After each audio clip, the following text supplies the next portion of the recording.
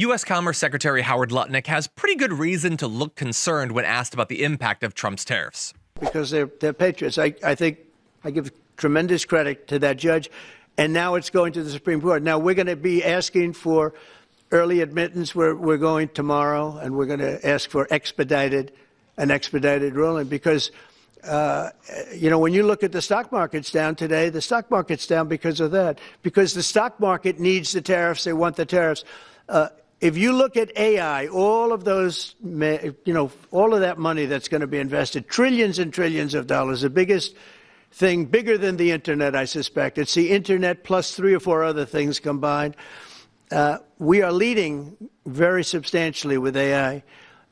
We're leading because of tariffs. We're leading because of talent, and this is where they'd like to be. But without the tariffs, we wouldn't have a chance because we wouldn't be able to protect those investments of the companies coming in. So if you took away tariffs, we could end up being a third world country. That's how big the ruling. So we're asking for an expedited ruling. So the tariff revenues are amazing, right? $700 billion a year. That's just net new money the government never had before. So you take that every year for 10 years, that's $7 trillion. And then what they're not counting is the way the president is smashing open these markets. You got every market, right? Japan, Indonesia, Vietnam, you name the deal he does, and he opens that market. That's going to have export growth, right? Never before has our ag and our industrials actually had access to these markets. We're meeting later today with the European Union. The president's goal, get those markets open for Americans to export to them. And that growth is going to pay for everything. It makes Americans richer. And, of course, our tax revenues go up the right way by Americans making more money by winning in business. They bring down their tariffs. It's not that you're not going to find a big, long, 250-page trading agreement. It's very simple. Bring down your tariffs to zero.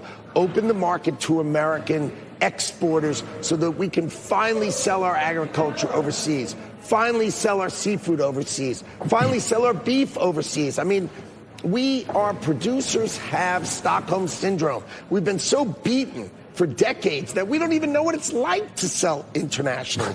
Finally, Donald Trump is smashing open these markets. The European market won't buy our cars. Korea won't buy our cars. Japan won't buy our cars. But they sure as heck sell us cars. That is changing under Donald Trump. And that is what's so much fun about these trade deals. He's opening their markets for our ability to export. And he's got it asymmetrically. They are going to pay us to sell to us, the great American consumer. Tell me your understanding of the Trade Expansion Act.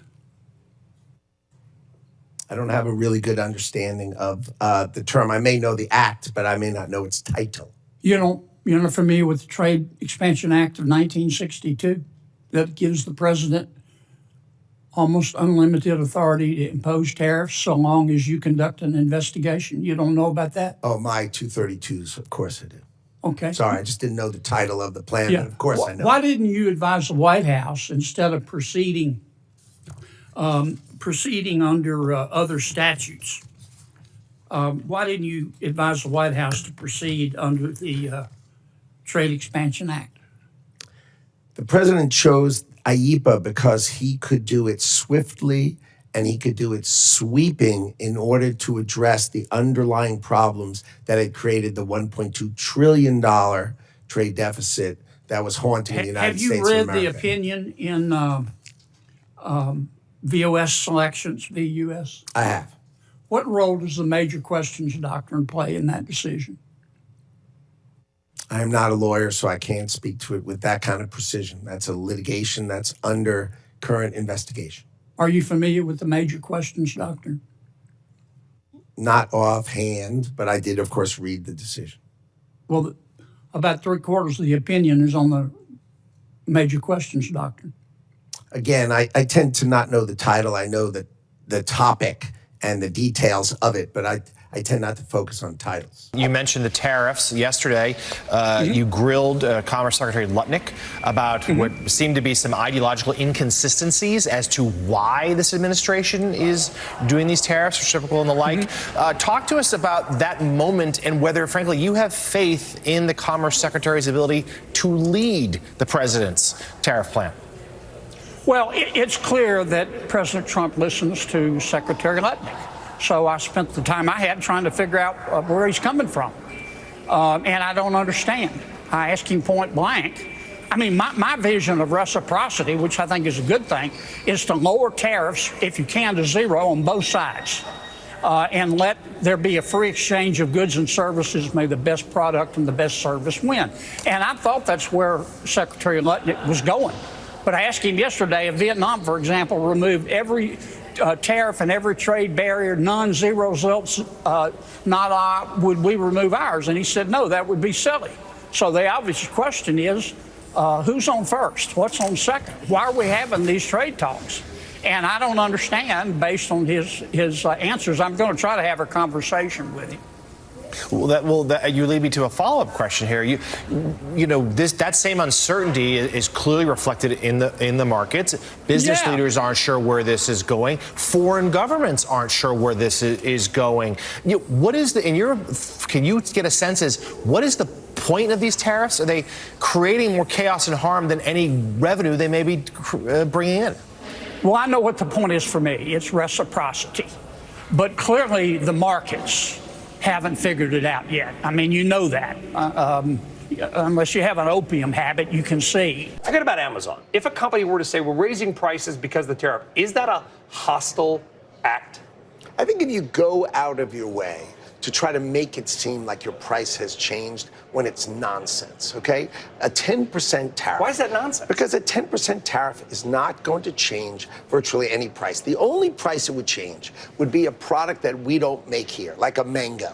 You know, if we don't have mangoes here and we charge 10%. Hopefully nobody's making mangoes. Right, yes, you're correct. Or cocoa.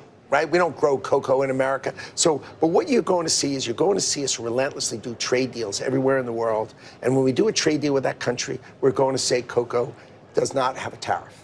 Right? Because this is the smart way that Donald Trump is doing it. He understands if you make a deal with a country and you give them the parts that they want and they need, they're going to open their market. Let us sell soybeans there. Let us sell, people won't let us sell chicken. They won't let us sell beef. It's all nonsense. Lutnick might seem to be all in on Trump's tariffs in interviews like this, but even he knows it's unlikely the courts will let them stand. In fact, he knows it so well that his old firm is literally betting against them.